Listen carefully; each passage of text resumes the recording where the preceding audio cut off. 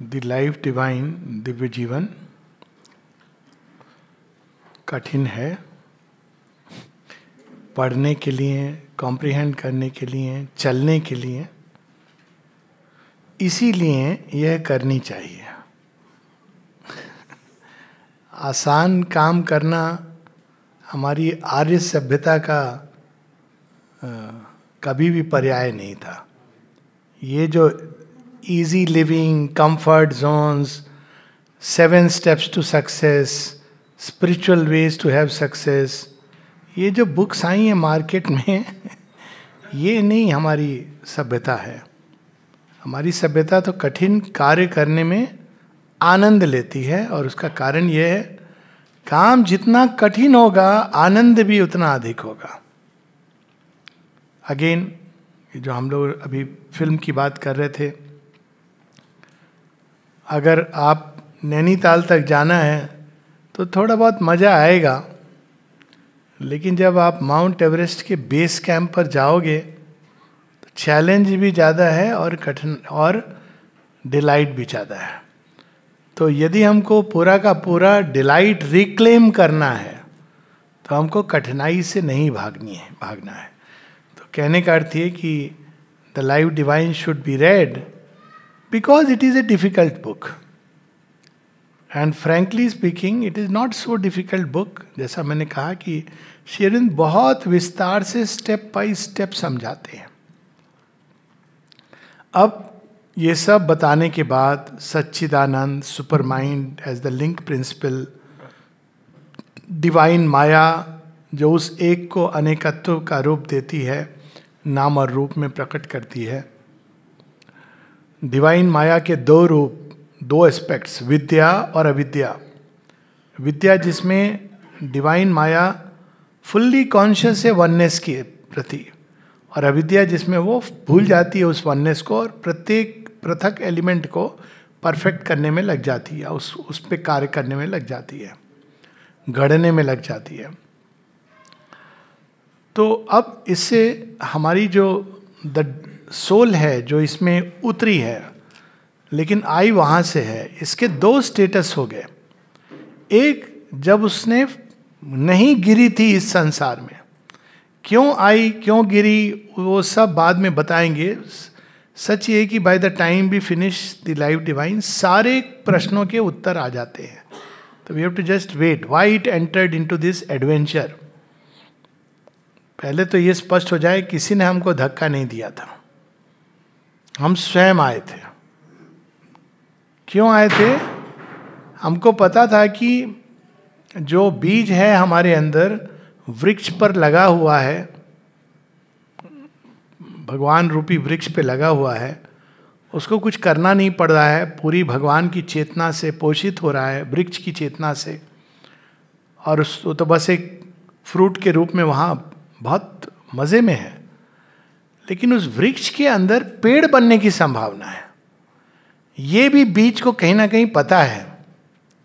और अगर उसको पेड़ बनना है तो वृक्ष से निकल करके उसको मिट्टी में धंसना पड़ेगा। तो अब वृक्ष के पास बीज के पास 2 ऑप्शन थे, पेड़ से चिपका रहे या उससे नीचे गिर के पेड़ बने। तो ऑप्शन नंबर 2 चुना हम लोगों ने। क्यों चुना? वहां पर हमको एंड पता था, लेकिन जब बीज चला गया धरती के अंदर तो चीख पुकार करने लगा, ये कहाँ आ गया, मैं कहाँ, ये तो पोषण के लिए मुझे वो मिट्टी उट्टी से पता नहीं क्या निकालना पड़ता है, वहाँ तो बड़ा अच्छा था। तो ये फॉल के पहले ये जो सोल है इसके 2 स्टेटस हैं। एक, जब वो हमने पढ़ा ना अभी कि एक है कॉम्प्रीहेंडिंग सुपर माइंड, एक एप्रीहेंडिंग। एप्रीहेंडिंग में ऑलरेडी भगवान ने by concentration upon different aspects कई पार्ट्स एस्पेक्ट्स प्रकट कर लिए अपने ही अंदर। जैसे एक महा अग्नि कुंड के अंदर अनेकों स्पार्क्स प्रकट होने शुरू हो जाएं। अब वो प्रत्येक स्पार्क के अंदर क्षमता है किसी चीज को आग लगा के महाज्वाल बनने की, क्योंकि वो डेथलेस फायर है। लेकिन ये जो अनेकों स्पार्क प्रकट हुए देश काल की सीमा के परे, वह भी वही सोल का ओरिजिन है। इसलिए श्री अरविंद कई बार सेंट्रल बीइंग और साइकिक बीइंग की बात करते हैं। जीवात्मा जो बद्ध नहीं है, ओरिजिनल स्क्रिप्ट, और जीवात्मा जो बद्ध रूप में आती है, तो ये वहीं से शुरू होता है। इसका विस्तृत डिस्क्रिप्शन जब वो बद्ध नहीं होती है, जब उसने फॉल को चखा नहीं है, वो देवताओं की तरह डील कर रही है सृष्टि में, तो उसका वर्णन द डिवाइन सोल में मिलता है हमको, कि वो उस स्टेट में है जहाँ से वो अभी वृक्ष के साथ में बीज लगा हुआ है। वृक्ष को भी जानता है, अन्य बीजों को भी देखता है, जानता है कि ये तो मेरे ही सब भाई बंद हैं, अपनी इंडिविजुअल जर्नी में नहीं प्रारंभ हुआ है। यही वो पार्ट है जो हम लोग रिक्लेम करेंगे, लेकिन एडवेंचर में आए हैं तो कुछ ज़्यादा देन जो वहाँ पे संभव था, कहीं ज़्यादा, क्योंकि वो पूरा का पूरा वृक्ष बनेंगे। तो ये चैप्टर है द डिवाइन सोल। इसको हम लोग लेकिन इसमें श्री अरविंद हमको बता रहे हैं एक तरह से हम लोग एक ग्लिम्स मिल सकती है कि वो कैसा है जीवन वहाँ, house of the spirit and the new creation, वहाँ कैसा जीवन है। वही जीवन यहाँ स्थापित होगा, लेकिन जड़ तत्व के आधार पर इवोल्यूशन होके, which makes a big difference. जो रिचनेस होगी, जो वास्टनेस होगी, जो इस चैलेंज से निकल करके आती है। यानी एक है कि ताजमहल बना, और Taj Mahal is a bad example, sorry, Konark temple बना, सन टेम्पल, और रास्ते में आपको मिनिएचर कोणार्क भी आइडेंटिकल छोटे छोटे मिल रहे हैं, जो आपने खरीद लिए, घर ले आए, कोणार्क का रेप्लिका। एक है कि कोणार्क सन टेम्पल देखा और आपके हृदय में आया कि ये तो सन टेम्पल मैं भी एक बनाऊं, एक नए ढंग का सन टेम्पल बनाऊं। जैसे इजिप्ट में था सन गॉड रा के प्रति डेडिकेटेड सन, वो भी सन टेम्पल है। साउथ में भी है एक सन टेम्पल। अब मूल चीज वही है, लेकिन अलग अलग ढंग से अभिव्यक्त हो रहा है। अब सोचिए अगर हम सभी सन टेम्पल्स बन जाएं, लेकिन हर एक के अंदर एक यूनिकनेस के साथ, तो वो तो तभी संभव है जब वो, वरना एक ही टेम्पल है, पास में रेप्लिका मिल रहे हैं। You have to go through that adventure. उसका एसेंस लेकर के व्यक्ति जाता है और कहता है कि मैं कुछ बनाऊंगा, लेकिन वो रेप्लिका नहीं होगा। रेप्लिकास तो बहुत बनते हैं, जगन्नाथपुरी टेम्पल के भी रेप्लिका बनाए हुए हैं लोगों ने। रेप्लिका नहीं, उसके एसेंस को धारण करके एक नए ढंग से प्रकट होगा, और वो एक अद्भुत बात है। That is something very amazing. और उसी के लिए वास्तव में ये एडवेंचर बना है, to reproduce God. See normally क्या होता है, गॉड हैज रिप्रोड्यूस्ड अस, लेकिन अब वो वोम में हमारे छिप गया है, अंधकार ज्ञान के वोम में। To deliver God, to reproduce God in new unique ways, इसके लिए ये देश काल और इस सीमा में ये एडवेंचर बना है। तो वहाँ पे लेकिन मूल तत्व क्या है, जो वहाँ पे डिवाइन सोल जब वो गिरी नहीं है, इस एडवेंचर में नहीं प्रवेश किया है, तो वी मस्ट नो कि वहाँ कैसा महसूस होता है। उस एसेंस को हमें पता होना चाहिए। हमें पता होना चाहिए कि यहाँ ये जीवन कैसा बनना है, एसेंस पता होना चाहिए। तो पेज 167 पर श्री अरविंद बता रहे हैं, all the relations of the divine soul with God or its supreme self and with its other selves in other forms will be determined by this comprehensive self-knowledge. These relations will be relations of being, of consciousness and knowledge, of will and force, of love and delight. अब ये important है, क्योंकि generally हम लोग ऐसा समझते हैं, क्योंकि ये सुपर माइंड का ज्ञान नहीं है, कि जब हम एक को पा लेते हैं तो ये जो अनेक है ये सब समाप्त हो जाते हैं। न तातो, न माता, न बंधु, न भ्राता, दे हैव नो मीनिंग। ये एक सोच है कि इसका पर्पस इतना ही था कि आपको ये घसीटते पीटते उस जगह पर ले आए जहाँ बोलो नहीं नहीं नहीं नहीं, ये अनेका तो नहीं चाहिए, एक चाहिए। लेकिन उसके लिए सृष्टि नहीं बनी है, फिर तो अनेकत्व की आवश्यकता ही नहीं थी. The whole adventure is meaningless. अनेकत्व बना ही इसीलिए है कि एक को अनेक प्रकार से प्रकट किया जाए. That is why. तो ये रिलेशन समाप्त नहीं होते हैं, बल्कि एक नया यू ले आते, नया कलर, नया जॉय. और इसी चीज को अब प्रैक्टिकल इसका जो उदाहरण होता है वो ये कि सारी सृष्टि में यज्ञ है, और यज्ञ में यज्ञवल की यही बताते हैं कि वन विवाह करता है ताकि वो उसके लिए नहीं, but for the sake of the self, self के लिए. जैसा तुम्हारा सेल्फ होगा वैसा तुम्हारा संबंध होगा. तो सुपरामेंटल सेल्फ एनल नहीं करता है चीजों को. एक जगह श्री अरविंद बताते हैं सुपरामेंटल लव क्या है. अब इसको इस तरह से देखा जाए कि एक का एक से प्रेम कैसे होगा. Prem by its nature is otherness of self. तो कैसे प्रेम होगा. एक प्रेम है जब वो कंप्लीटली अदरनेस है, हमें पता नहीं है कि उसके अंदर क्या एक है, लेकिन कहीं ना कहीं प्रेम में ये अंतर्भास है कि this is my own self in another form. प्रेम के अंदर ये चीज इम्प्लिसिट है. लेकिन पहले हमारा किससे टकराव होता है. दरबान से. दरबान कौन है. ईगो. और थोड़ी देर बाद लगता है नहीं भैया धोखा खा गए, भूल हो गई, उस दूसरा कहीं ढूंढते हैं, फिर ईगो से टकराव होता है. लेकिन अब यहां पे जब सुपरामेंटल तो यूनिटी का क्षेत्र है, तो फिर प्रेम कैसे होगा. आप जानते हो कि आप ही हो, एक ही है, लेकिन दूसरे रूप दूसरे एस्पेक्ट में है. डिवाइन हम सबसे ऐसे प्रेम करते हैं, इसलिए उनके प्रेम में ये सब चीजें नहीं होती है जो मानव प्रेम में आती है. टकराव नहीं है, घृणा नहीं है.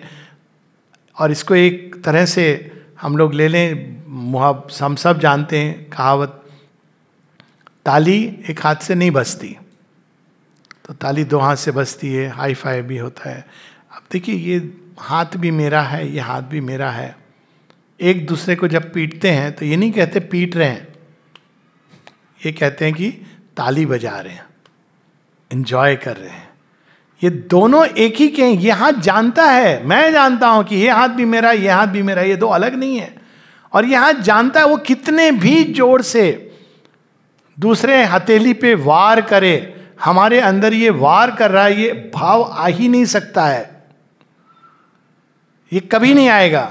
कह रहे मेरे दाएं हाथ ने मेरे बाएं हाथ को बहुत पीटा.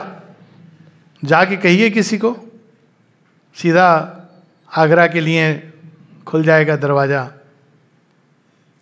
क्योंकि ये आपका ही हाथ है. ओके भैया तुम्हारा हाथ है, तुम इसमें समस्या क्या है. तो जब इस अनुभव से हम जिएंगे तो जीवन कैसा होगा. ये अदरनेस मतलब for the sake of love, for the sake of Joy of multiplicity, otherness का सेंस इसी के लिए. वरना वो तो जॉय है अपने आप में, मल्टीप्लाई करने के लिए. कोई पेरेंट से पूछे, आप बच्चे आते हैं तो बड़ी कठिनाई तो होती है, इसमें कोई दो राय नहीं है. खासकर वीमेन बहुत कठिनाई से गुजरना पड़ता है. लेकिन कोई नारी को पूछे, नहीं चाहिए बच्चा, नहीं मालूम है सब होगा लेकिन चाहिए. ये जो आपका डिलाइट जो मल्टीप्लाई हुआ, इट इज फॉर दैट ये सारी सृष्टि बनी है. तो यहां पर वो बता रहे हैं कि दीज रिलेशंस, पेज 167 पर ही है, will be relations of being, of consciousness and knowledge, of will and force, of love and delight, infinite in their potentiality of variation. They need exclude no possible relation of soul with soul that is compatible with the preservation of the inalienable sense of unity in spite of every phenomenon of difference. तो supramental being ऐसा नहीं होगा कि भाई ये संसार तो बस इसमें उलझना नहीं है, हमने सबको छोड़ दिया और छोड़ करके हम बस अपने इनएलिएनेबल यूनिटी में रहते हैं. वो हर चीज को उस सत्य से समझेगा जो उसकी गहराई में छिपा है. ये श्री अरविंद का देखिए 1918 में जब मृणालिनी देवी फिजिकल डिपार्चर होता है तो नलिनी ने इमोर्टलाइज किया है ना, tier drop in the eyes of the divine. वो कैसे पत्र लिखते हैं अपने ससुर को. ये सब जो लोग कहते हैं ना छोड़ के आगे, कहीं छोड़ के नहीं आए श्री अरविंद, किसी को छोड़ के नहीं आए. उन्होंने बल्कि ये कहा था, he wanted her to join him, लेकिन एक बार उनकी साधना एक बेसिक उस पर कंप्लीट हो जाए, और वो कहा था उन्होंने। और 1918 में वो आ रही थी श्री अरविंद के सैंक्शन के साथ, when she left a body. Mrinalini Devi के जीवन की ये घटना है। तो श्री अरविंद अपने ससुर को क्या लिखते हैं, अब तो मैं साधु हो गया हूँ, सन्यासी हो गया हूँ, मेरा क्या लेना देना, पूरा अकाउंट क्लोज हो गया। ये नहीं लिखते हैं। श्री अरविंद लिखते हैं कि भगवान ने मुझे वह सौरव जो अभी भी मुझे कहीं टच कर सकता था, अभी भी पूरा एकत्व तो मैंने वहां पे नहीं हुआ है, तो कहते हैं उसको। और फिर कहते हैं जो कुछ मृणालिनी चाहती थी वो सब करना, क्योंकि अब जमाई बाबू है ना, तो उनकी हम क्या करें प्रॉपर्टी का, इसका जो भी है, जो वो चाहती थी वो सब करना। लेकिन मेरे पास मृणालिनी का लिखा हुआ कुछ भी नहीं है। कोई यदि मृणालिनी की पुस्तक हो जिसमें उसका नाम लिखा हो तो वह मुझे भेज देना। Can we imagine? The lord is asking this, कि मुझे एक पुस्तक भेज देना जिसपे उसका नाम लिखा हो। ये नहीं कि अब मेरा क्या लेना देना है, वो तो छलना ठगना माया, मैं माया से मुक्त हो गया हूं। This is the beauty of supramental love. इसकी जो इंटेंसिटी है, साइलेंट इंटेंसिटी है, ये बाहर एक्सप्रेस नहीं करती है, लेकिन जब एक्सप्रेस करती है, और वही मृणालिनी देवी, वहां पे कहानी नहीं समाप्त होती है। देखिए आप सुपरामेंटल लव की, जब वो मृणालिनी देवी जन्म लेती हैं, आश्रम में आती हैं, 9 साल की उम्र, वो सारी स्टोरी है एशा दी के रूप में। And both mother and Shri Aurobindo knew कि ये कौन है। सुपरामेंटल लव का जो लिंक है वो कहाँ से जुड़ा, वो सारी त्रिकालदर्शिता में जानता है। दिलीप कुमार रॉय, उनको Shri Aurobindo, I have cherished you as a friend and a son. कौन है दिलीप कुमार रॉय? श्री अरविंद की डायरी में, रिकॉर्ड्स ऑफ योगा में लिखा है, दिलीप कुमार रॉय, सामने Hector, Durai Swami, Janak and Chandragupta, Pavitra, aspects of Ramakrishna and Christ. Hector कौन थे? पेरिस को बचाने के लिए उन्होंने अपने अपने प्राण त्याग दिए थे, बड़े योद्धा थे ग्रीक स्टोरी के। तो वो सारा अकाउंट सुपर माइंड के पास। जब सुपर माइंड प्रेम करता है तो केवल एक बाहरी उससे नहीं कर रहा है, सोचिए कितना सुंदर होगा वो प्रेम। वो कभी गिव अप नहीं करेगा, कभी हार नहीं मानेगा, कभी थकेगा नहीं, कोई कंडीशन एक्सपेक्टेड, वो भविष्य भी जानता है कि इस प्रेम की नियति ये है। तो यहां पर वो संबंध रहेगा मनुष्य का मनुष्य के साथ, with all the varieties involve in it. तो super mind is not a monotonous state जहां पहुंच के सब एक जैसे हो गए। लिविंग एग्जाम्पल इसका श्री अरविंद आश्रम में पवित्र दा, चंपक लाल जी, नलिनी दा, प्रणब दा, सतप्रेम ऑफ कोर्स जिन्होंने लिखा एजेंडा, नवजात जी, और भी कई लोग, अमृत दा, मैं 7, वसुधा बहन, इस हुता दी, हमें ये 8-9 रैंडम नाम ले रहा हूं, तारा दी अपनी। आप देखो इनमें कॉमन क्या है, इतने अलग अलग हैं, each one is great in their own right, लेकिन मां में सब जुड़े हुए हैं। सबके साथ मां ने अलग अलग संबंध जोड़े हैं, लेकिन किसी और के साथ नहीं, अपने ही साथ संबंध जोड़े हैं। यह अद्भुत बात है। तो ये supramental love knows this secret truth of all things, और उसके अनुसार वो ले जाता है। हर किसी को स्टैंडर्ड डायलॉग नहीं देता है कि जाके मेडिटेशन करो और मेडिटेशन करो और गहरा मेडिटेशन करो। एक को माता जी बताती हैं, तुम्हें रोज सुबह 1:30 बजे रात को मेडिटेशन करना होगा। वो खुद मुझे बता रहे थे, वो 1:30 बजे उठ करके 4 घंटे मेडिटेट करते थे। प्रणबदा के ब्रदर थे देवुदा। दूसरे को कहती हैं, there is no need to meditate, you can progress 10 times faster through work. बताइए, तो क्योंकि सुपर माइंड के पास हर चीज का, हर का, तो डिवाइन सोल वो जानती है कि मेरे डेवलपमेंट का पथ ये है, लेकिन इसका ये, लेकिन हम सब एक हैं, ये डिफरेंट डिफरेंट रोल्स हैं. तो वो उस ओरिजिनल अवस्था का, इसीलिए बिकॉज दिस, ये इसी पैराग्राफ में हम लास्ट सेंटेंस पे आ रहे हैं.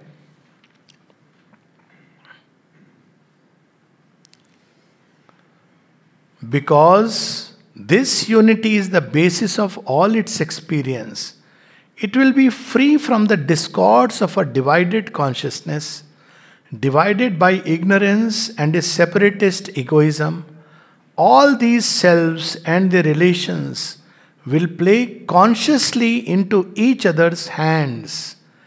They will part and melt into each other as the numberless notes of an eternal harmony.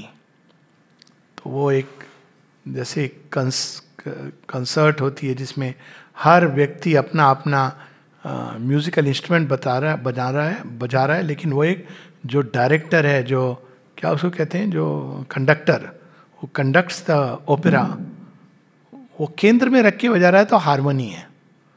और ये अगर हम ना करें उसको केंद्र में रख के, तो अपनी अपनी ढपली, अपना अपना राग, ये हम लोगों की अवस्था है ईगो में.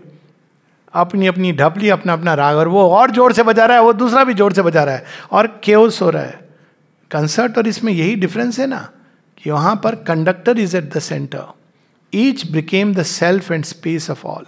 ऐसा जगत बनना है, और इसका पूरा वर्णन इसमें.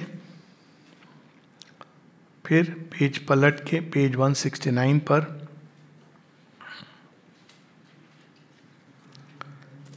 पेज 168 पर जो पैराग्राफ शुरू हो रहा है उसका last 4 lines. At the same time this oneness will not preclude relations of the divine soul with God, with its supreme self founded on the joy of difference, separating itself from unity to enjoy that unity otherwise. It will not annul the possibility of any of those exquisite forms of God enjoyment which are the highest rapture of the God lover in his clasp of the divine. कितनी अद्भुत बात है. भगवान के साथ एक हो जाएंगे तो प्रेम का सुख कैसे मिलेगा, भक्ति का जॉय कैसे होगा. तो सुपर माइंड में एक हैं, फिर भी for the Joy of relation, for the Joy of God love, एक हल्का सा ऐसा भाव, अदरनेस ऑफ सेल्फ. अदरनेस नहीं है, जानते एक है, फिर भी वो जो जॉय है गॉड लवर का, गॉड एंजॉयमेंट का, उसके लिए. कितनी अद्भुत ये अवस्था है जिसमें हम लोग उठ सकते हैं, उठेंगे एक दिन. इस तरह की सृष्टि होगी जिसका वर्णन श्री अरविंद कर रहे हैं. फिर अगले चैप्टर में माइंड एंड सुपर माइंड है. ये बेसिकली सुपर माइंड का डिस्क्रिप्शन उन्होंने दे दिया है, अब माइंड का दे रहे हैं वो वर्णन. अब इसको कई तरह से हम लोग देख सकते हैं. एक जो एग्जाम्पल जो अक्सर मेरे उसमें आता है कि अब एक कोई भी ऑर्गेनाइजेशन ले लीजिए, तो उसमें जो ओनर है उसको सब पता है कि क्या वो करना चाहते हैं, उसके दिल में है. अक्सर लोग कहते हैं ना मोदी जी के दिल में क्या है, मोदी जी ही जानते हैं, एंड इट्स सो ट्रू. अब वो कोई भी ऑर्गेनाइजेशन में एक्चुअली जो ओनर के दिल में क्या है वो ओनर जानता है. फिर वो क्या करता है, नेक्स्ट लेवल जो जिसके थ्रू एक्सिक्यूट होना है सारा, उससे वो शेयर करता है. कुछ तो रख लेगा, अनमैनिफेस्ट रहेगा बाकी वो शेयर करेगा. फिर अब वो क्या करता है, जिससे शेयर किया, वो जो भी नाम होता है मुझे पता नहीं, CEO या MD या whatever it is, then there will be managers, production manager, ये मैनेजर, वो हर एक को अपना अपना काम दे दिया जाता है. वो अपने काम से काम मतलब रखता है. अब उसको टोटल पिक्चर नहीं पता है. हो सकता है मालिक के मन में है कि अब बस बंद करने वाले हैं ये पूरा business, we are going to shift somewhere, but the manager doesn't know, he is busy working. उसको पता नहीं है प्रलय होने वाली है, पूरे संसार का अभी विलय होने. Because why, because owner is decided and the creator knows. लेकिन जो मैनेजर्स हैं दे डोंट नो, उनको बस हिंट्स मिल रहे हैं कि प्रोडक्शन तेज करो, लास्ट ऑर्डर्स कंप्लीट करो, और ऑर्डर मत लेना, हिंट्स मिल रहे हैं, लेकिन वो चीज का निर्णय हो चुका है। तो यही डिफरेंस है सुपर माइंड और माइंड में। माइंड के पास ऑल कॉम्प्रिहेंडिंग, सुपर माइंड के पास ऑल कॉम्प्रिहेंडिंग नॉलेज और विजन है, विद्या, लेकिन माइंड के पास वो नहीं है। Mind is like a manager who, उसको केवल इतना वर्क दिया गया है, भाई तुम ये काम से मतलब रखो, हमारे चेम्बर के अंदर क्या डिसाइड हुआ है, क्योंकि वो नहीं कर पाएगा। वो मैनेजर अगर इसमें लगा रहेगा कि वहाँ क्या हो रहा है बगल वाले में, ही कैन नॉट फंक्शन। तो ये डिफरेंस जो है माइंड और सुपर माइंड का, वो बता रहे हैं इसको यहाँ पर। Mind is the nodes of the great ignorance. अब वहीं से शुरू होती सारी। अब वो एक मैनेजर है जो प्रोडक्शन का है, उसकी टीम होगी, टीम के अंदर लोग काम कर रहे होंगे। कल्पना कीजिए कि टीम के अंदर वो कोई कंस्ट्रक्शन कंपनी है, एक व्यक्ति हायर किया गया है, केवल उसको ईंट सिलेक्ट करके लानी है। तो उस व्यक्ति को और कुछ नहीं पता है, उसको पता है कि हमारा मालिक मुझे दिहाड़ी की मजदूरी दे रहा है। उसका मालिक कौन है? वो जो वहां पर ग्राउंड लेवल पर उसको, जिससे उसको तनख्वाह मिलती है, उसको बाकी सारा कुछ नहीं पता है। यही डिफरेंस होता है ना ज्ञान और अज्ञान का, कि एक व्यक्ति ईंट रख रहा है, किसी ने कहा क्या कर रहे हो, कहता है मजदूरी कर रहा हूं, पसीना आ रहा है। दूसरे से कहा क्या कर रहे हो, कहा दिहाड़ी की मजदूरी कमा रहा हूं, पैसे कमा रहा हूं, कहीं और बेटर काम मिलेगा वहां चला जाऊंगा। तीसरे से पूछा, वो भी यही काम कर रहा था, क्या कर रहे हो, तो वो कहता है कि मैं मंदिर बना रहा हूं, क्योंकि उसको पता है कि ये जो ईंट में ला रहा हूं वो मंदिर बनाने के काम आ रही है। अब यहाँ मंदिर इज नॉट जस्ट वन मंदिर, बट उसको पता है कि इसका ओरिजिनल वर्क क्या है, प्रयोजन क्या है। तो अपने को उस चेतना से जोड़ लेता है जो हाईएस्ट, जिसके कारण सृष्टि के अंदर जो प्रयोजन है। जब हम प्रयोजन से जोड़ लेते हैं तो वैसे ही जीवन में कष्ट का जो भाव है ये सब खत्म हो जाता है, क्योंकि हमको पता है कि ये तैयारी हो रही है हमारी। It gives the change in the attitude. तो यहां पर mind is the notice of the great ignorance, page 174, last line. Because it is that which originally divides and distributes. Mind ये काम तुम करना, वो करना, ये करना, हर चीज को वो डिवाइड करके ही देखता है। And it has even been mistaken for the cause of the universe and for the whole of the divine maya. क्योंकि हमको डिवीजन ही दिखाई देता है, सब चीजें तो अलग अलग हैं। आप एकत्व की बात क्या कर रहे हैं, लेकिन एक्चुअली हर चीज के पीछे यूनिटी है। हर एक वृक्ष का, एक वृक्ष के दो पत्ते एक जैसे नहीं है, लेकिन वृक्ष एक है। अलग अलग वृक्षों के पीछे सेम प्रजाति है, अलग अलग स्पेसीज ऑफ वृक्षों के पीछे सेम प्लांट का जो बेसिक फंडामेंटल ब्लॉक है लाइफ का, सेल, वो सेल है। और हर एक सेल उसी तरह मैटर की सारी जो चीजें बनी हैं अलग अलग जो दिखती हैं, ऑलवेज इस संसार में यूनिटी बैकग्राउंड में रहती है और फ्रंट में डिवीजन होता है। सारे मनुष्य अगर बैकग्राउंड में चले जाएं तो वो एक होते हैं, मतलब ओरिजिन। अब फ्रंट में जाएंगे तो सब अलग अलग है, रूप, रंग, नाक, नक्श, खून भी अलग अलग है। खून अलग होता है जी, ऐसे वो काट के दिखाते हैं फिल्मों में ड्रामेटिकली, दोनों का खून अलग है क्या, नहीं मिक्स नहीं कर सकते हैं, डेंजरस है, रिएक्शन हो जाएगा तो अलग अलग है, लेकिन खून में हम नहीं एक होते हैं। पर देर इज समथिंग डीपर। किसमें एक है? In the common human aspiration, origin में एक है। जिस दिन व्यक्ति ओरिजिन को जान जाएगा तो ये झगड़े मिट जाएंगे। पर जितने भी रिलीजन हैं, आइडियोलॉजी हैं, आपको ओरिजिन की ओर नहीं जाने देंगी। एक सनातन धर्म को छोड़ के रिलीजन्स क्या कहेंगे, नहीं नहीं, ओरिजिन उस शताब्दी से है जब हमारे भगवान आए, उसके पहले कौन था उससे हमको कुछ लेना देना नहीं, वहां से शुरू हुआ डिवाइन एरा। हर एक रिलीजन यही कहानी कहता है। उसके आगे बर्बरता थी, भाई आपके यहाँ रही होगी पर बर्बरता थी, ओरिजिन में नहीं जा। आइडियोलॉजीज, अब बड़ी वायलेंट आइडियोलॉजीज हैं। आइडियोलॉजी कितनी उम्र है आइडियोलॉजीज की? 200, 300, 400 साल। पर मनुष्य तो बहुत, जिस दिन मनुष्य अपने ओरिजिन को जानना चाहेगा और अपने हृदय की कॉमन एस्पिरेशन को पकड़ेगा कि भाई हम इंडिया में हो या अमेरिका में हो, पाकिस्तान में हो, हमारी समस्या कॉमन है, तो चीजें बदल जाएंगी। लेकिन ओरिजिन में जान, यही दैट इज कॉल्ड अविद्या, जो आपको बांध देती है इस इग्नोरेंस में, उसी को हम सच समझने लेते हैं। But the divine Maya comprehends vidya as well as avidya, the knowledge as well as the ignorance. अरे ये क्या बात कह दी भगवान आपने.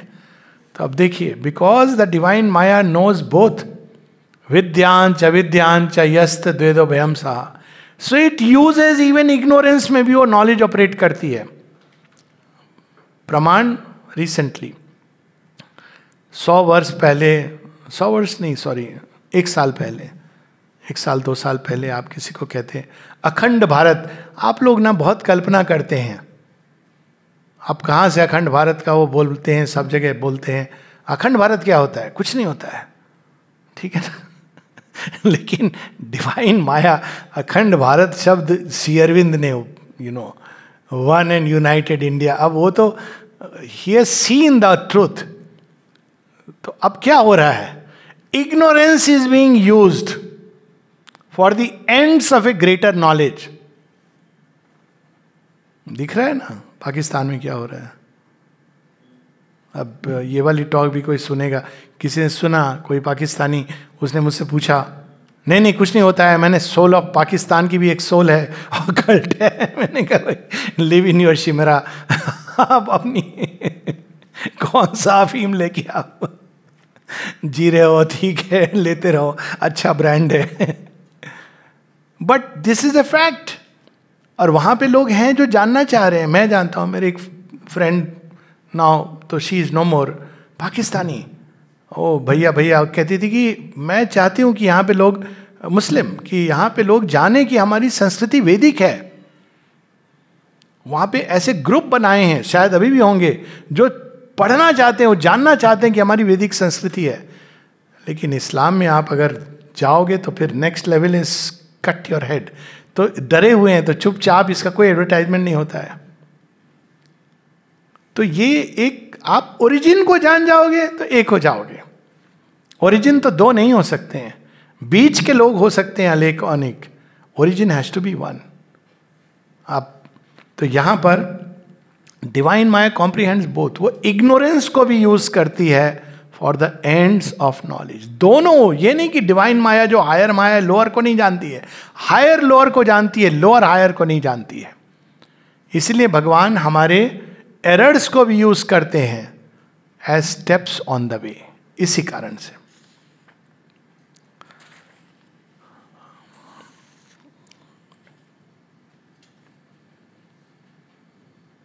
अब पेज 176 हमने ये चीजें एक्चुअली कर ली हैं दूसरे ढंग से, फिर भी पेज 176 ऊपर से 6ठी-7वीं line. The last action of this apprehending consciousness takes place when the Purusha pervading the conscious extension of his being, present at every point of himself as well as in his totality, inhabiting every form, regards the whole as if separately from each of these standpoints he has taken. He views and governs the relations of each soul form of himself with other soul forms from the standpoint of will and knowledge appropriate to each particular form. अब इसको ऐसे हम समझें कि भगवान अपने original state में, अगर कहा जाए आप कहाँ हैं, बोले मैं तो सर्वत्र हूँ. अब नेक्स्ट लेवल, यहाँ है, हाँ यहाँ हूँ, वहाँ है, हाँ हूँ, वहाँ भी हैं, हाँ, एक एक पॉइंट पर हैं. अब नेक्स्ट लेवल क्या है? हर एक पॉइंट से वो अपने आप को देख रहे हैं. यहां से कैसा दिखता है, वहां से कैसा दिखता है, यहां तक तो आता है. लेकिन जब वो एक पॉइंट जहां से देख रहे हैं, वो नेक्स्ट ड्रॉप की तरह निकल आता है, गिरता है वहां से, तो वो स्पेस, टाइम, वर्ल्ड, बीइंग्स प्रारंभ हो जाता है, कॉस्मोस का जन्म हो जाता है. तो वो सब कुछ यहाँ वो बता रहे हैं.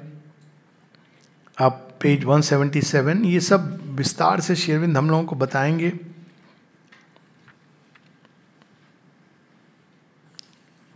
या सीधा हम लोग 178 पे आ जाए. Mind being an action of the infinite, the pieces as well as aggregates ad infinitum. अब क्या है ना, माइंड को कहीं ना कहीं पीछे में है ये सेंस, तो चीज़ों को खंड करते जाना, जोड़ते जाना, और अब वो धीरे धीरे उस पॉइंट पर पहुंच रहा है कि वो कितना भी खंड कर दे, वो अंतिम पार्टिकल तक नहीं पहुंच सकता है. अब देखिए एक पेपर है ये, इतना सा, इसके आप कितने टुकड़े बना सकते हैं?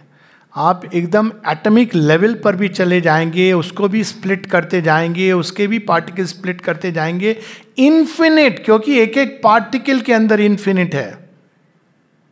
That is the scientific fact. आप उसके, ये फाइनाइट है, लेकिन आप कितने भी अंदर चले जाओ, वो पार्टिकल वैनिशिंग, इमर्ज होंगे और वैनिश हो जाएंगे, but you will keep seeing there is something still deeper, still deeper. Mind कितने भी खंड कर ले, it will never reach that point जहां पे वो लास्ट पार्टिकल को ढूंढेगा. वो देखेगा कि इस एनर्जी के सी से निकला, वैनिश हो गया. तो उसको या तो लीप लेनी है to enter into that common substratum, जिससे वो एनर्जी की तरफ जाएगा, या फिर वो पार्टिकल्स में उलझा रहेगा. End of course each such particle is a powerful particle. तो माइंड फिर उसको जोड़ करके बनाने की चेष्टा करता है. वहां भी प्रॉब्लम हो जाती है. पहुंच गया, अणु अणु को उसने स्प्लिट कर दिया. अब बोले कि ये टेबल कैसे बनी है? अणुओं के संगठन से बनी है. संगठन के साथ साथ संयोजन भी है, रैंडम संगठन नहीं है, संयोजन भी है. अच्छा, और वो कैसे बना है चेयर? वो भी अणुओं के संगठन से बनी है. भिन्न भिन्न एलिमेंट्स कैसे बने? पार्टिकल्स के संयोजन से बने. अब देखिए, अब माइंड के लिए चक्कर खाने वाली बात हो रही है.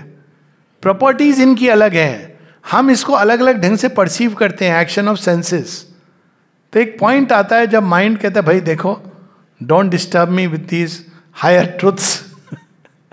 मुझे इससे इतना काफ़ी है मेरे लिए, मुझे लकड़ी से टेबल बनानी है साहब, बाकी बात बाद में. ये अविद्या का एक्शन होता है कि वो हमको ग्राउंडेड कर देता है जहाँ पे हम जो कर रहे हैं उसमें. लेकिन माइंड ये खेल खेलता रहता है. फिर page 179,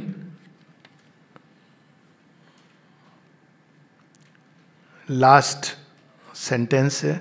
These truths mind has to rediscover. It knows them all the time, but only in the hidden back of its consciousness, जिसकी बात हो रही थी. In the secret light of its self-being. And that light is to it a darkness because it has created the ignorance. Because it has lapsed from the dividing into the divided mentality. Because it has become involved in its own workings and in its own creations. तो ये कैसे होता है? स्वयं ही. तो वो इस तरह से होता है कि कोई घर में काम होना था, तो मान लीजिए मैंने चुना मैं ये वाला काम करूँगा. अब जब मैंने चुना तो मुझे पता है कि सबका अलग अलग काम होगा, मुझे ये काम. लेकिन जब मैं काम में बिजी हो गया, तब मैं अपनी टोटलिटी को भूल गया. जब कोई व्यक्ति ऑफिस में काम कर रहा है, बहुत बिजी है, इस पर तो एक बहुत सुंदर वो भी आया था, एक शॉर्ट फिल्म भी आई थी. और आपका बच्चा आ जाए, कहे पापा आप बिजी हो काम में, पापा सुनिए. अब वहाँ तो पापा नहीं है, वहाँ तो वो कार्य करता है. थोड़ी देर बाद और आके पापा, और आप जोर से चिल्लाए, क्यों डिस्टर्ब कर रहा है? अब बच्चे को तो पता नहीं है कि क्या हो गया, उसने विद्या के बारे में सुना नहीं है. तो थोड़ी देर बाद आप रिकवर करते हो, अरे क्या कर दिया मैंने, थप्पड़ क्यों मारा, मैं तो पिता भी हूं, मैं केवल ये कार्यकर्ता थोड़ी हूं. तब उसके अंदर एक रिपेंडेंस का भाव कि मुझे ऐसा नहीं करना चाहिए था, मेरा बच्चा है, वो तो नेचुरली वो आ करके ये करेगा, वो अपेक्षा करेगा. तो मनुष्य, क्योंकि ये माइंड का एक्शन ऐसा होता है, वो फॉरगेट कर दे, लेकिन बैकग्राउंड में है, आप उसको रिडिस्कवर कर सकते हैं.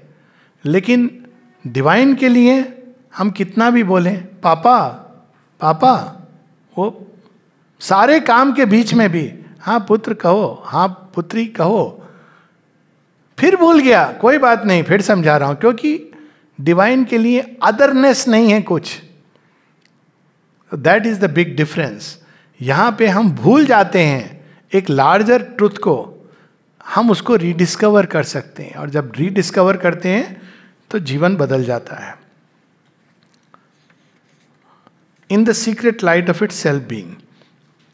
अब this ignorance is further deepened for man by his self-identification with the body. सबसे बड़ी समस्या ये होती है कि अब ये शरीर जो है उससे जब हम पूरी तरह आइडेंटिफाई कर लेते हैं तो बस पृथकत्व का भाव पूरा भयंकर रूप से पकड़ लेता है। और अगर ये एक सेकंड को भी जाए हमारी चेतना से तो जीवन बड़ा डिफरेंट होता है।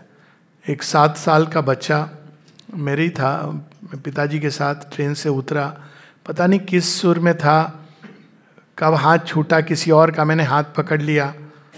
मैं तो उनका हाथ हिलाते हुए अपनी जो भी बच्चा कहानी, हाँ पापा ये पापा, वो जानता था मुझे, तो वो बेचारे देख रहे। अब मैं तो बड़े मजे में आ रहा हूँ, मैंने अपने पापा का हाथ पकड़ा हुआ है।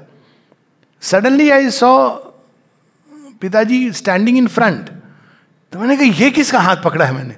आई looked at him, he smiled and I ran to my पिताजी। तो अब देखिए वो पृथकत्व का भाव, वास्तव में कुछ क्षणों के लिए मेरे अंदर कोई अंतर नहीं था,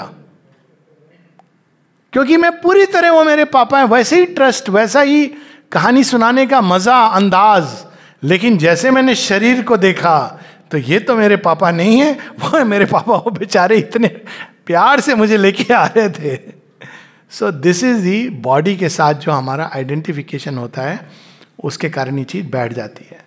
फिर page 183, the fundamental error of the mind is then this fall from self knowledge by which the individual soul conceives of its individuality as a separate fact instead of as a form of oneness and makes itself the center of its own universe instead of knowing itself as one concentration of the universal. अब वो error कैसे प्रकट होता है हमारे जीवन में?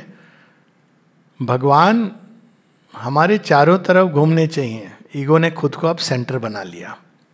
भगवान तो बाद में आते हैं। मेरे घर वाले मेरे अनुसार उनको जीवन जीना चाहिए, ये सब जगह आती है tendency.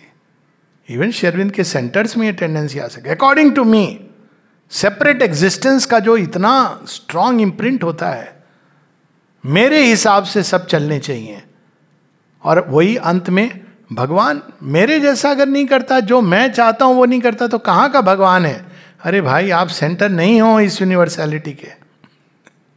God is the centre and God is the circumference. करेगा अगर करना है, नहीं करेगा कोई बात नहीं है। You are not the centre. केवल इसको समझने में एक पूरा जीवन गुजर जाता है इंसान का, तब समझता अरे मैंने बेकारी अपना माथा पच्चीतने की, पीड़ित हुआ, औरों को भी पीड़ित किया। तो ये समस्या होती माइंड की कि वो स्वयं को सेंटर सेपरेट करके सेंटर। लेकिन अगर वो ये जान जाए ये भी तो मेरे अपने हैं, वो भी तो मेरे अपने हैं। अभी क्या होता है, मुझे जो गाड़ी खरीदनी थी बगल वाले ने खरीद ली। ओहो, ऐसा क्यों हो गया, ये क्यों किया भगवान तूने, बड़ा अन्याय कर दिया। अब वो मान लीजिए वो दूसरा आपका भाई हो, वैसे तो भाई भाई भी लड़ते हैं, पर जनरली क्या होगा, कोई बात नहीं मेरे पास नहीं भैया के पास है। इतनी डिफरेंस है। भैया भी बोलेगा चल तू यूज कर जब तुझे, माने आदर्श भाई बहन सतयुग के पर फिर भी ह्यूमन रेल्म के अंदर ये संभावना है कि भाई तू ही यूज करना, क्योंकि उसको पता है कि मन तो इसका था। लेकिन अगर पड़ोसी है वो आपको ऐसे नहीं कहेगा, ये क्यों यूज करेगा मेरी गाड़ी। और व्यक्ति के अंदर भी ईर्ष्या हो रही है, इसके पास कहां से। ये देखिए difference, this is the difference that maya vidya और अविद्या का है।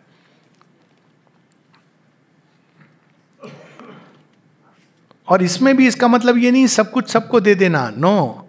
इंडिविजुअलिटी का अपना अर्थ है, लेकिन उसको सुपरमाइंड जानता है हर एक की इंडिविजुअलिटी का अपना सत्य।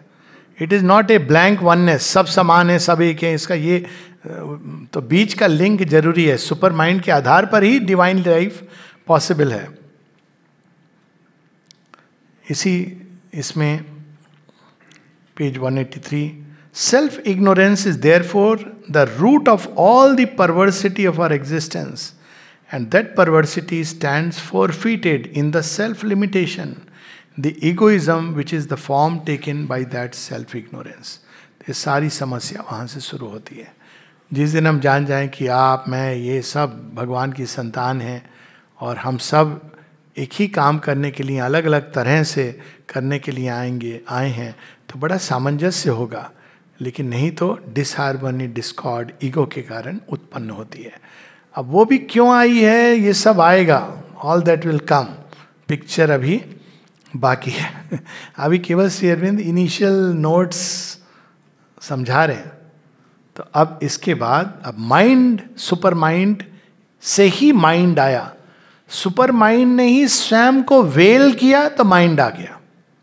All knowledge became partial knowledge. Ignorance is not know knowledge, ignorance is partial knowledge. और वो कैसे हुई? कॉन्सेंट्रेट, जैसे कोई व्यक्ति, रिवर्स कॉन्सेंट्रेशन, यानी जैसे कोई व्यक्ति एक काम में खो जाता है तो भूल जाता है कि मुझे भूख भी लगी है, घर पे कोई मेरे प्रतीक्षा कर रहा है, मैं किसी का पिता भी हूँ, किसी का हस्बैंड भी हूँ, भूल जाता है, कहते हैं ना।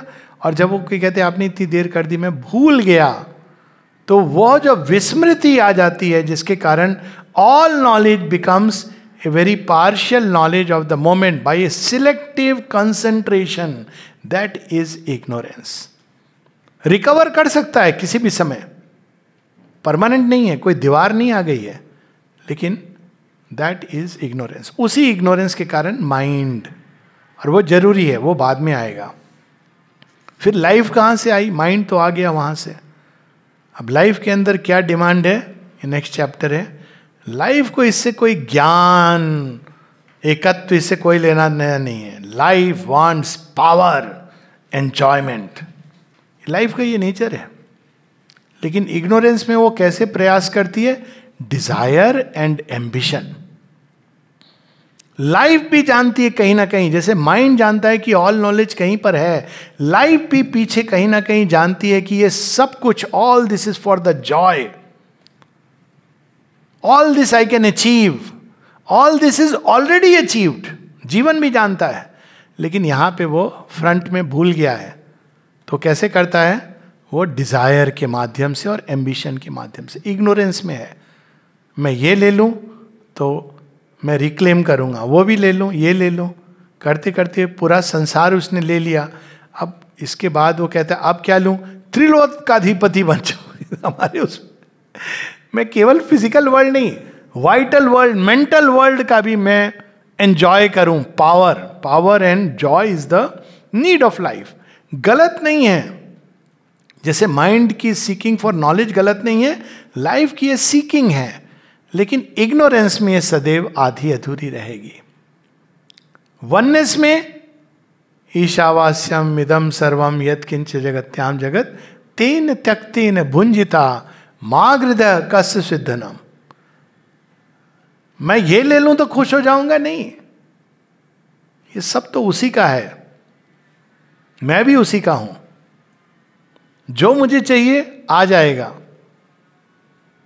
आपका मन हुआ, मन नहीं हुआ, मन के हिसाब से नहीं। आपको चाट खाने की जरूरत है, चाट बन जाएगी, अति स्वादिष्ट, जो चाहिए। फिर करेला चाहिए, करेला भी बन जाएगा। ये मतलब this is how life operates. ये फैक्ट है कि लाइफ में हमारे डिजायर से चीजें नहीं होती हैं, एक अलग विधान ऑपरेट करता है जो हमको वह सब देता है जो हमारे लिए आवश्यक है। लेकिन फिर भी इग्नोरेंस में लाइफ ट्राई करती है। इसीलिए जो बड़ी एक इससे बड़ी प्रैक्टिकल चीजें निकलती है। द लाइफ डिवाइन को अगर प्रिंसिपल्स को हम अप्लाई करें लाइफ में, तो it is very practical. Don't be driven by the desire. Desire self burn होते हैं तो डिलाइट जागती है। वैदिक ऋषि बताते हैं लाइफ डिवाइन में का, डिजायर्स आपके जब बर्न हो जाएंगे तो आनंद जागेगा। डिजायर क्या कर रहा है? आपको पीड़ित कर रहा है। ये मिलेगा तो मैं खुश होऊंगा, मिल गया, अब प्रॉब्लम शुरू हुई। आपने अपनी फेवरेट साड़ी 10,000 रुपये, पता नहीं क्या कॉस्ट होता है, जो भी खरीद ली। अब तक कोई समस्या नहीं थी, विंडो शॉपिंग हो रही थी। अब आपने खरीद ली, पहन के आप गए, अगले बंदे ने कह दिया ये कहाँ से ली? सरोजनी नगर मार्केट में, ये 1,000 रुपये में मिल। आपको समस्या हो गई, यार मैंने इतने बड़े शोरूम से जाके 10,000 की साड़ी, तो मन कैसे कहता है इसको अकल नहीं है, समझ नहीं है, जानती नहीं है ये साड़ियों के बारे में, फूहड़ है। दूसरे किसी ने कह दिया बहन देखना यहाँ पे थोड़ा वो धागा निकला हुआ लग रहा है। अब आपको क्योंकि अब आपको केवल खरीदने से समस्या नहीं सुलझी ना, अब आपको प्रिजर्व करना है, उससे जो कुछ आप सोच रहे थे कल्पना में खुशी मिलेगी। आपको लग रहा था कि मैं बहुत अच्छी लगूंगी, किसी और ने कह दिया आप बीमार से लग रहे हो। नहीं, it actually happen with me. मेरी नई नई शादी हुई एयरफोर्स, तो वो बहुत सीनियर ऑफिसर की वाइफ, तो मुझे कहा गया था तुम्हें बात करनी चाहिए और थोड़ा अप्रिशिएट करना चाहिए। अब जितनी बुद्धि, जस्ट अबाउट 21.5 गया, सबसे जो सीनियर मोस्ट लेडी थी उनके पास जाके, अब वो बेचारी इतना साज श्रृंगार करके आई होंगी, मेरा ध्यान अचानक एक डॉक्टर की आंख।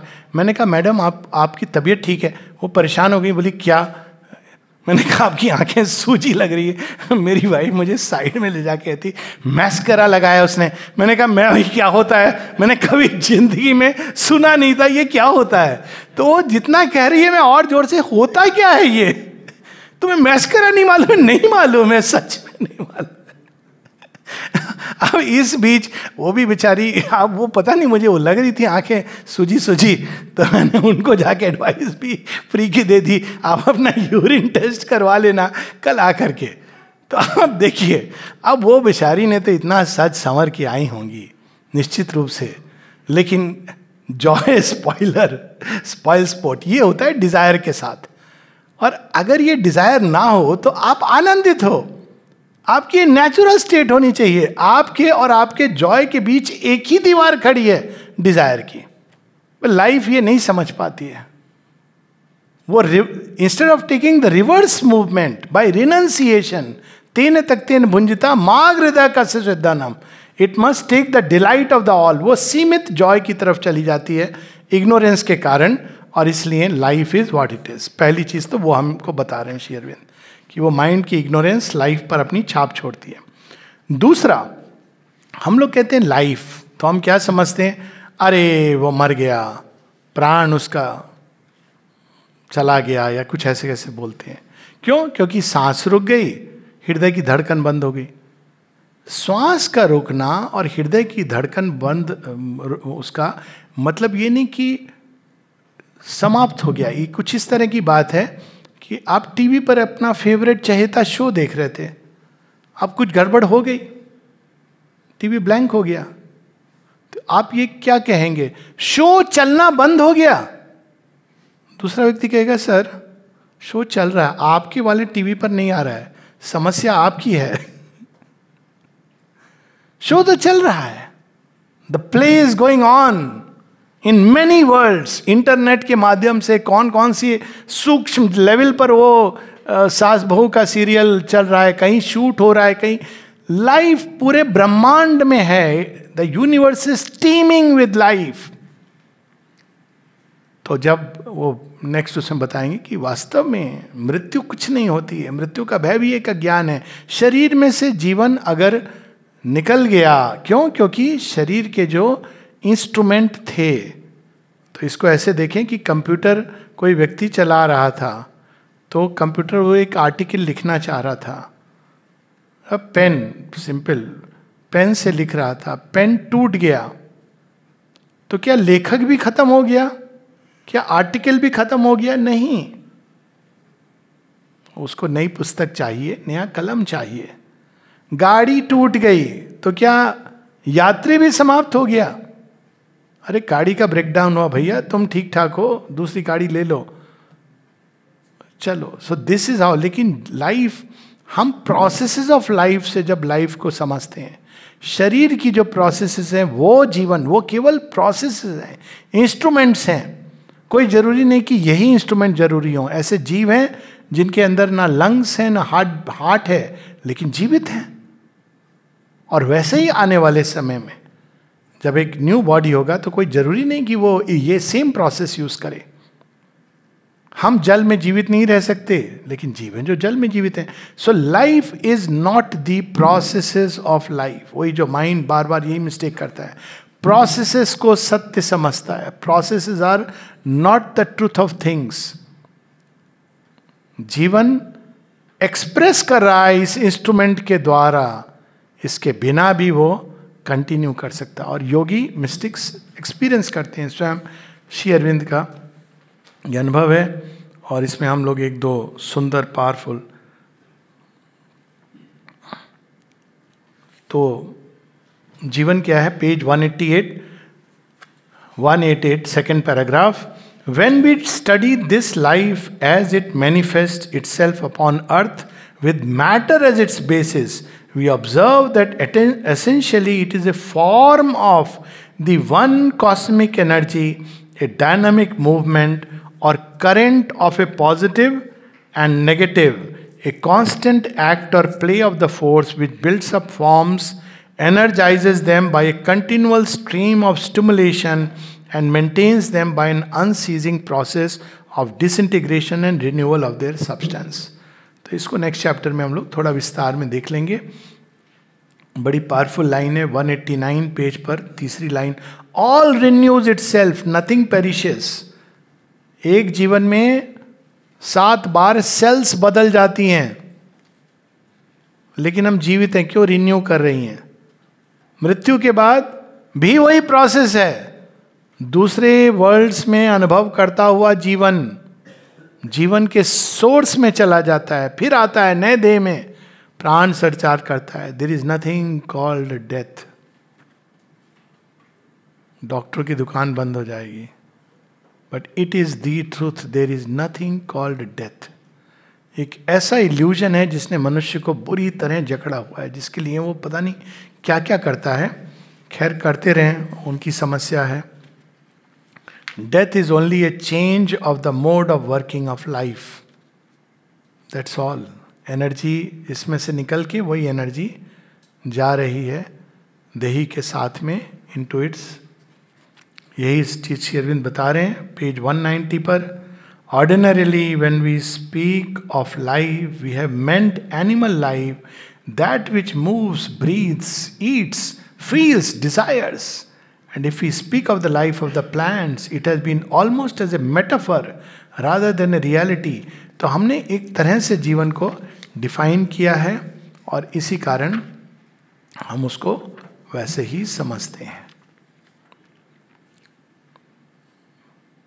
लेकिन जीवन सर्वत्र है, एटम के अंदर भी है। एटम के अंदर जीवन क्या कर रहा है? छटपटा रहा है निकलने को, इसीलिए इलेक्ट्रॉन घूम रहे हैं। वो energy, potential energy, kinetic energy जो मोशन दे रही है रिपीटेडली, ताकि एक दिन के अंदर से जीवन फट के बाहर निकल पड़े। Life is everywhere and it is the same life, atom में, प्लांट में, ह्यूमन बीइंग में, देवों में, और इसके origin in the divine. Divine is living, isn't it? तो if divine is living, can we say divine is dead? अजीब लगेगा। डिवाइन इज लिविंग, तो लाइफ वहां भी है। In fact, divine is the origin of life. तो divine के अंदर कौन सा एस्पेक्ट है जो लाइफ बनता है? Consciousness force, that becomes life. यहाँ पे स्ट्रगल कर रही है, जिस दिन वो रिक्लेम कर लेगी, जान जाएगी कि I am a wave fully identified with the ocean of consciousness force, वो लाइफ असक्षम नहीं रहेगी। इसीलिए कहा गया है कि ब्रह्म किसी से डरता नहीं है, निर्भय हो। वो जानता है कि जिस चीज की उसको आवश्यकता है, it can realise it, it can achieve that. और वहीं से निकल के आता है ये last, will just touch upon it, इसको थोड़ा हम लोग डिटेल में लेंगे नेक्स्ट। उसमें डेथ, डिजायर एंड इनकैपेसिटी। जैसे माइंड सीकर ऑफ नॉलेज है लेकिन इग्नोरेंस जुड़ी हुई है, life seeker of joy and power है लेकिन जुड़ा क्या है? इनकैपेसिटी। डेथ, डिजायर, डिजायर के थ्रू वो चाहता है कि मैं उस पावर और जॉय को रिक्लेम करूं, लेकिन अंत में मृत्यु की गोद में चला जाता है। Death is not the opposite of life, death is a process of life. कितनी अद्भुत बात है ये। इसको हम एक सेकंड को पढ़ें। Page 204। Death is imposed on the individual life both by the conditions of its own existence and by its relations to the all force which manifests itself in the universe. For the individual life is a particular play of energy specialized to constitute, maintain, energize, and finally to dissolve when its utility is over. One of myriad forms which all serve, each in its own place, time and scope, the whole play of the universe. अब बताइए, सारी जिंदगी व्यक्ति एक ही काम करता रहे क्या? एक ही जगह बैठ के एक ही काम करता रहे, कितना बोरिंग होगा. तो डेथ क्या करती, कहती नहीं नहीं, आई विल गिव यू, जिंदगी मिलेगी दोबारा. बिल्कुल ये सब, ये आइडियोलॉजीज आर ऑल नॉनसेंसिकल. हम लोग इसमें नहीं मानते हैं कि जिंदगी दोबारा नहीं मिलती है, हम ये मानते हैं कि मिलती है. Everybody has a second chance and A third chance and many chances. भाई सीख रहे हैं, लर्न करें, लर्नर्स हैं, धीरे धीरे सीखेंगे. तो लाइफ को अनेकों अनेकों एक्सपीरियंस करने, क्यों? इन्फिनिट से आई है. वो स्वयं संतुष्ट नहीं रहेगी एक ही एक प्रकार के एक्सपीरियंस से. चूंकि वो इन्फिनिट को फाइनाइट फॉर्म के बेसिस पर अनुभव करना चाहती है, इसलिए फाइनाइट फॉर्म्स मस्ट डिसॉल्व, ताकि वो देही नया जीवन लेके नए फॉर्म में किसी और नए स्थान पर नए ढंग से एक्सपीरियंस कर सके. और इन सब एक्सपीरियंसेस को बटोर कर तब वो तैयार होता है टुवर्ड द वननेस. तो it is actually bone. Page 205 पे यही चीज श्री अरविंद बता रहे हैं. But apart from all these necessities, में कई चीजें हैं. जो फटीक है, जो हमारा इंस्ट्रूमेंट है, वो इसको कांस्टेंट एनर्जी को नहीं रिसीव, इसीलिए कहते हैं ना लोग, किसी बूढ़े को बूढ़ा नहीं कहना चाहिए. वैसे बूढ़ा कोई होता नहीं. और कारण क्या है? आप किसी से पूछ लो 80 ईयर ओल्ड से कि आपका हृदय कितने बरस का है, वही 20 साल का है. Trust me, don't believe. वो माइंड आपके ऊपर इंपोज करेगा, लेकिन हृदय 20 साल का है. और ये केवल पुरुष की बात नहीं, नारी सबके साथ प्रमाण. Tell an 80 year old lady, you look beautiful, see the blush on the face. Same 20 year old. Tell 80 year old man, आप तो आज बड़े यंग दिख रहे हो. See the joy on his face. उसका हृदय वही है, लेकिन शरीर नहीं साथ दे रहा है.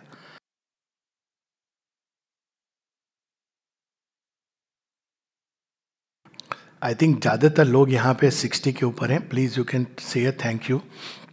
So but it is a fact of existence. ये प्रमाण है. हृदय बूढ़ा नहीं होता है, जीवन की शक्ति बूढ़ी नहीं होती, लेकिन वो आपकी बॉडी नहीं साथ देती है, फॉर्म नहीं कर पाता है, अडेप्ट नहीं कर पाता. इसलिए धीरे धीरे डिसऑर्डर, डिसइंटीग्रेशन स्टार्ट होता है. और उसका भी कारण है Y nature has created this. क्योंकि इन्फिनिट एक्सपीरियंसेस लेने, क्योंकि अगर एक ही देह में आप कंटिन्यू करते चले गए इग्नोरेंस की स्टेट में, तो you will create chaos in the world. Genghis Khan अगर मरा नहीं होता कभी भी, तो कितनी समस्या हो जाती है. इसलिए मृत्यु बनाई गई है. इग्नोरेंस में इसका औचित्य है. लेकिन ठीक वैसे जैसे अर्लीस्ट फॉर्म्स डोंट डाई, वैसे ही जैसे जैसे हमारे अंदर ज्ञान का उदय होगा, चेतना भगवान से जुड़ेगी, एक समय आएगा when forms will not need to die. Main thesis ये, डेथ इज इम्पोज्ड. एक आवश्यकता है, अभी अज्ञान में आवश्यकता है इसलिए, लेकिन ये कोई इनएविटेबल लॉ नहीं है. लॉ तो जो ओरिजिनल लॉ है तो डेथलेस बीइंग की है. सो यहां पर इन्फिनिट एक्सपीरियंस की बात कर दी. अब page 206. This then is the necessity and justification of death, not as a denial of life but as a process of life. Death is necessary because eternal change of form is the sole immortality to which the finite being substance can aspire, and eternal change of experience the sole infinity to which the finite mind involve in living body can attain. तो इसीलिए हम लोग के अंदर प्रवृत्ति होती है कि ये फॉर्म जाएगा, लेकिन हमारी ही कोई प्रतिरूप संतान के रूप में आ जाए. कितनी खुशी होती है जब लोग कहते हैं आप पर गया है. क्या गया है? लेकिन होती है. It is like you are extending santan in another form which is. अब इग्नोरेंस में तो यही उपाय होते हैं, लेकिन ये इग्नोरेंस के उपाय हैं. पर death is imposed as a necessity. इसीलिए वो change is the only way we can live for ever. तो व्यक्ति जब जानता है कि वो he is going to die, तो वो क्या करता है? अपनी संतान के थ्रू स्वयं को जीवित रखता है या रखना चाहता है. संतान नहीं जीवित रखना चाहती अपने पिता को अपने थ्रू. वो न्यू लाइफ है, पर पिता माता चाहते हैं कि संतान में मैं जीवित रहूं. पर this is the play of ignorance. We will stop here. इसके पहले कि सूर्य प्रताप जी उठ जाएं, किंतु मुख्य चीज which we have to remember is that there is no death. There is only change in the mode of operation of life. जैसे स्वप्न में हम कुछ अनुभव करते हैं जो इससे रिलेटेड नहीं होता है, लेकिन उस समय वो अनुभव उतना ही रियल होता है जितना इस समय यह अनुभव है. उस समय लाइफ दूसरे मोड में ऑपरेट कर रही होती है. That's all. यहां पर एक अलग मोड में ऑपरेट करती है, अलग मीडियम में ऑपरेट करती है. फिजिकल मीडियम में, ग्रॉस फिजिकल. वहां सटल मीडियम्स में वो ऑपरेट करती है, अनुभव लेती है, और इन सब को जोड़ के फाइनली जब वो देह को छोड़ती है तो भी वो अदर वर्ल्ड्स में, अदर मीडियम्स में दूसरे ढंग से वो ऑपरेट करके जीवन को, संसार को अनुभव करती है. इसलिए जब कोई जाता है लास्ट में, तो please don't start looking for the will. मेरे माँ बाप क्या छोड़ के मेरे लिए, वो देख रहे हैं, बेचारे बहुत दुखी होंगे. नमन कीजिए, अच्छे से विदा कीजिए. Give 24 hours. ये क्योंकि वो जीवन समाप्त, ये हम सबके अंदर इनबिल्ट है. हम क्यों नमस्ते करते हैं? कोई कहे तो मर गया, अब क्या है इसमें?